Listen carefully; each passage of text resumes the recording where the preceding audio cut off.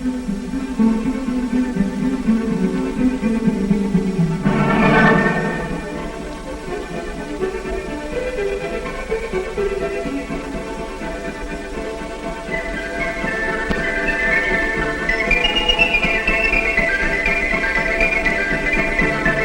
the 1930s, the Grabler has waged war on the German banking system through usury and debt. The culture had been hijacked by the Grabler liberals and defeatists. Family values have given way to rampant individualism. Moral values were given away to sexual deviancy and homosexuality.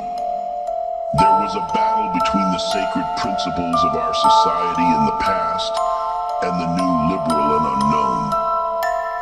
As the perpetual victim, the Grabler, for many long and complex historical reasons, and have positioned themselves as massively overrepresented in banking, media, movie industry, music industry, tech industry, politics, art, literature, and liberal culture. In general, they've been a major part of the history of liberalism and at the spearhead of every movement that's challenged the European status quo while rewriting history to suit their goals. Interpretation of these phenomena depends on your worldview. Do your research and update the situation to where you live. Ask yourself who dictates your history. Who controls the story? Whenever National Socialism is brought up, the book burning. The name is one of the main evils that were committed during that period. The book burnings have become a byword for state censorship. In general, my main question regarding the way this event is presented is simply this. Are book burnings inherently bad? Why is it put on such a pedestal? The official Holocaust Museum's own video on the topic starts off like this. To burn books is simply a fundamental repression of ideas.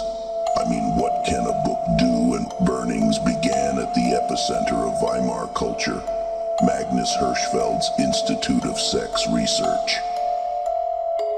20,000 books were burned. These types of spontaneous book burns continued until it became a whole movement of its own. The motives in their eyes are summed up well by Goebbels in two passages from his speech relating to the burnings, Yes to Decency and Morality.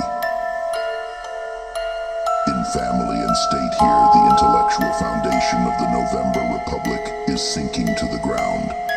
But from this wreckage, the phoenix of a new spirit will triumphantly rise, as the ever-growing Nazi movement saw it the years following the Grabler practices, such as their banking. It's not hard to imagine why the Grabler books were an easy target for them. They felt that Grabler had a hand in all their problems, be it cultural, political, or financial. Books on early transgender theory being sent to the flames should hardly be surprising, given outside transgenderism was viewed in all countries, not just in National Socialist Germany at the time, as something absurd and arranged. Hirschfeld was the perfect example for the Germans of what they didn't want in society.